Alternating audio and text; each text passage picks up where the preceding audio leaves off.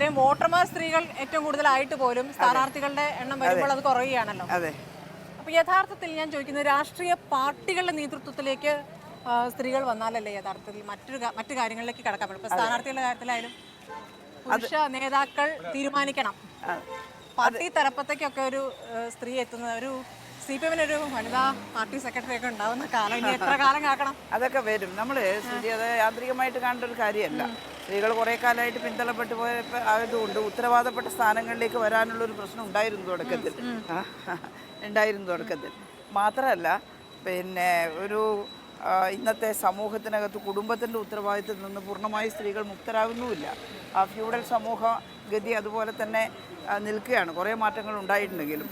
അപ്പോൾ ഒരു പാർട്ടിക്കകത്തുള്ളൊരു സെക്രട്ടറി സ്ഥാനം എന്നൊക്കെ പറഞ്ഞാൽ രാവിലെയും വൈകുന്നേരവും ഒക്കെ രാത്രി വരെയൊക്കെ വർക്ക് ചെയ്യേണ്ടതാണ്. രാത്രി പുറത്തിറങ്ങാൻ സ്ത്രീകൾക്ക് മതിയായിട്ടല്ല. പക്ഷേ ഈ വലിയ ഉത്തരവാദിത്വത്തിൻ്റെ സെക്രട്ടറി സ്ഥാനമൊക്കെ വരുമ്പോൾ പലപ്പോഴും സ്ത്രീകൾ മാറി നിൽക്കുന്നൊരവസ്ഥ വരുന്നുണ്ട്. അത് ബോധപൂർവം ഇടപെട്ട് പരിഹരിക്കാൻ CPM ആലോചിച്ചിട്ടുണ്ട്. അതുകൊണ്ടാണ് ഈ കഴിഞ്ഞ പാർട്ടി കോൺഗ്രസിൻ്റെ ഭാഗമായി നടന്ന സമ്മേളനത്തിൽ നമ്മൾ 2500-ലേറെ ബ്രാഞ്ച് സെക്രട്ടറിമാർ സ്ത്രീകളാണ്. സാധാരണ അങ്ങനെ വരാറില്ല. ബ്രാഞ്ചിൽ അംഗമാവും, ബ്രാഞ്ച് സെക്രട്ടറി ആവാൻ പറയുമ്പം അയ്യോ എന്നെ മാറ്റി നിർത്തണം എന്ന് സ്ത്രീകൾ തന്നെ പറയും. പക്ഷേ നമ്മൾ നന്നായിട്ട് പ്രോത്സാഹിപ്പിച്ച് വന്നു. കുറേയേറെ ലോക്കൽ സെക്രട്ടറികൾ ഇപ്പോൾ സ്ത്രീകളാണ് സെക്രട്ടറിമാർ. ഏരിയ സെക്രട്ടറിമാരുണ്ട് സ്ത്രീകൾക്കിപ്പോൾ. ആ രീതിയിൽ വരുന്നുണ്ട്. അപ്പോൾ കൂടുതൽ സമയമെടുത്ത് പ്രവർത്തിക്കാൻ കഴിയുന്ന രീതിയിൽ സ്ത്രീകൾ വളർന്നു വരുമ്പോൾ അങ്ങനെ ഒരു ആവശ്യകതയുടെ ഭാഗമായിട്ട് പാർട്ടി സെക്രട്ടറി എന്നൊക്കെ പറയുന്നത് വേറെ അധികാരത്തിൻ്റെ ഒരു വേദിയല്ല. പാർട്ടി കമ്മിറ്റിയിൽ സെക്രട്ടറി ആയാലും മെമ്പർ ആയാലും ഇരുന്ന് ചർച്ച ചെയ്യാം. പിന്നെ മറ്റൊന്ന്, ഇത് പുരുഷന്മാർ മാത്രം തീരുമാനിക്കുന്ന രീതി CPM-ലില്ല. കാരണം ഞങ്ങളുടെ സെക്രട്ടേറിയറ്റിൽ, സംസ്ഥാന സെക്രട്ടേറിയറ്റിൽ ഞങ്ങൾ സ്ത്രീകളുണ്ട്. ഞാനുണ്ട്, ശ്രീമതി ടീച്ചറുണ്ട്, സതീദേവിയുണ്ട്, സുജാതയുണ്ട്. ഞങ്ങളെല്ലാം കൂടിയാണ് ഈ വിഷയം ചർച്ച ചെയ്യുന്നത്. ഒന്നിച്ച് ചർച്ച ചെയ്തൊരു തീരുമാനത്തിലെത്തുകയാണ്. എന്നാൽ ഇത് മതിയോ ചോദിച്ചാൽ പോരാ. കൂടുതൽ സ്ത്രീകളെ ഉപരി കമ്മിറ്റികളിലും ഉത്തരവാദപ്പെട്ട സ്ഥാനങ്ങളിലും കൊണ്ടുവരണം എന്ന് തന്നെയാണ് പാർട്ടി ആലോചിക്കുന്നത്. പിന്നെ ടീച്ചർ ഇപ്പോൾ സംസ്ഥാന രാഷ്ട്രീയത്തിൽ സജീവമായിരിക്കുന്ന മുഖമാണ്.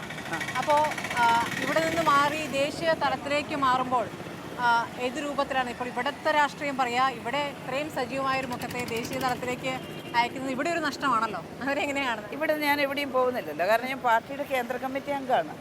അപ്പോൾ എന്നോട് എൻ്റെ പാർട്ടി പറയുന്നത് കുറച്ചുകൂടി ആ രീതിയിൽ ഇപ്പോൾ MP ആകുന്നതോടുകൂടി എനിക്ക് ഒരുപക്ഷെ മറ്റ് സംസ്ഥാനങ്ങളിലെല്ലാം പോയി പ്രവർത്തിക്കാനുള്ള സാധ്യത ഇപ്പോൾ പോകുന്നുണ്ട്. അത് കുറച്ചും കൂടി കൂടുകയാണ് ചെയ്യുക. അതുകൊണ്ട് പാർട്ടി നിശ്ചയിച്ചിട്ട് തന്നെയാണ് കേന്ദ്ര കമ്മിറ്റി അംഗമായ ഞാൻ പാർട്ടി സെൻട്രൽ കുറച്ചും കൂടി ശ്രദ്ധിച്ച് പ്രവർത്തിക്കാൻ കഴിയും എന്നുള്ളതും അതിനകത്തുണ്ട്. അതുകൊണ്ട് എന്നെ എവിടെയെങ്കിലും ഓടിക്കാനല്ല, എന്നെ കൂടുതൽ പാർട്ടി രംഗത്ത് ഉപയോഗപ്പെടുത്താനുള്ള ഒരു അംഗീകാരമായിട്ടാണ് കാണുന്നത്. ഇന്ത്യൻ പാർലമെൻറ്റിൽ അംഗമാവുക എന്നുള്ളതൊരു ചെറിയ കാര്യമല്ല. അതുകൊണ്ട് അതും കൂടി എനിക്ക് കൂടുതൽ സൗകര്യപ്രദമായിട്ട് മാറുകയാണ് ചെയ്യുക. നിങ്ങളെ സംബന്ധിച്ച് പ്രധാനപ്പെട്ട മുഖങ്ങൾ ദേശീയ തലത്തിലേക്ക് പോകേണ്ട അത്യാവശ്യമാണ്. കാരണം പാർലമെൻറ്റിൽ അങ്ങനെ സംസാരിക്കുന്ന ആളുകൾ എത്തേണ്ടത് ഒരു പ്രധാനപ്പെട്ട ഘടകം തന്നെയാണ്, അതിനകത്ത് സംശയമില്ല.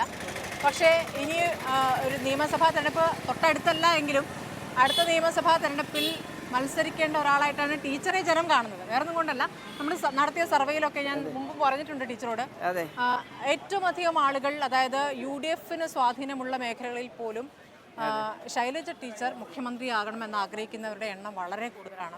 എനിക്ക് തോന്നുന്നു അങ്ങനെ ഒരു സർവേ ഈ അടുത്ത കാലത്തൊന്നും ഉണ്ടായിട്ടില്ല. മുൻകാല സർവേകളിലായാലും ഒരു വനിതാ മുഖത്തെ ആരും അങ്ങനെ മുന്നോട്ട് വെച്ചതായി കാണുന്നില്ല. അപ്പോൾ ആ തരത്തിൽ ഒരു സ്വാധീനം കേരളത്തിൽ ചെലുത്താൻ ഒരു വനിതാ നേതാവ് നിലയ്ക്ക് ടീച്ചർക്ക് സാധിച്ചിട്ടുണ്ട്. അത് വെറുതെ ഒരു വനിതാ നേതാവ് എന്നുള്ളതുകൊണ്ടല്ല, പ്രവർത്തിച്ച് കാണിച്ചുകൊണ്ടാണ്. മന്ത്രിസഭയിൽ ഉണ്ടായിരുന്ന ഘട്ടത്തിൽ പ്രതിസന്ധികളെ എങ്ങനെ തരണം ചെയ്യുന്നു എന്നുള്ളത് വളരെ പ്രായോഗികമായി കാണിച്ചു തന്നു എന്നുള്ളതുകൊണ്ടാണ്. അപ്പോൾ അതിനെ എങ്ങനെ കാണുന്നു ടീച്ചർ? അല്ല, അത്തരമൊരു സ്നേഹം ജനങ്ങൾ എന്നോട് കാണിച്ചിട്ടുണ്ടെങ്കിൽ, നിങ്ങളുടെ സർവേ എങ്ങനെ എടുത്തതെന്നുള്ള എനിക്കറിയില്ല, വലിയ സാമ്പിളാണ് എല്ലാ മേഖലകളിലും ആണെങ്കിൽ അവരെല്ലാവരും എനിക്ക് വോട്ട് ചെയ്ത് തന്നെ ഇന്ത്യൻ പാർലമെന്റിൽ എത്തിക്കണം എന്നാണ് ഞാൻ പറയുന്നത്. കാരണം വടകരക്കാരും അങ്ങനെ പറഞ്ഞിട്ടുണ്ടല്ലോ. അപ്പോൾ പറഞ്ഞിട്ടുണ്ടെങ്കിൽ അപ്പോൾ ഞാൻ ഇന്ത്യൻ പാർലമെന്റിൽ വടകരയ്ക്ക് വേണ്ടി മാത്രമല്ല കേരളത്തിനാകെ വേണ്ടി സംസാരിക്കാനല്ലേ പോകുന്നത്, അവിടെ പ്രവർത്തിക്കാനല്ലേ പോകുന്നത്. ഒരു പാർലമെൻറ്റ് മെമ്പർ എന്നുള്ള നിലയിൽ എനിക്ക് കേരളത്തിൻ്റെ കാര്യത്തിൽ പ്രവർത്തിക്കാൻ സാധിക്കും. അതുപോലെ അഖിലേന്ത്യാടിസ്ഥാനത്തുള്ള രാഷ്ട്രീയത്തിലും ഇടപെടാൻ സാധിക്കുമല്ലോ. അപ്പോൾ ആ സ്നേഹം പ്രകടിപ്പിച്ച എല്ലാ സഹോദരങ്ങളും എനിക്കൊരു വോട്ട്, അവരുടെ സ്നേഹം ഒരു വോട്ടായിട്ട് തന്നാൽ ഇന്ത്യൻ പാർലമെൻറ്റിൽ ഞാൻ അവർക്കെല്ലാം വേണ്ടി സംസാരിക്കുമെന്നുള്ളതാണ്. അത് ഒരു പോസിറ്റീവായിട്ടാണ് ഞാൻ കാണുന്നത് അങ്ങനെയാണെങ്കിൽ.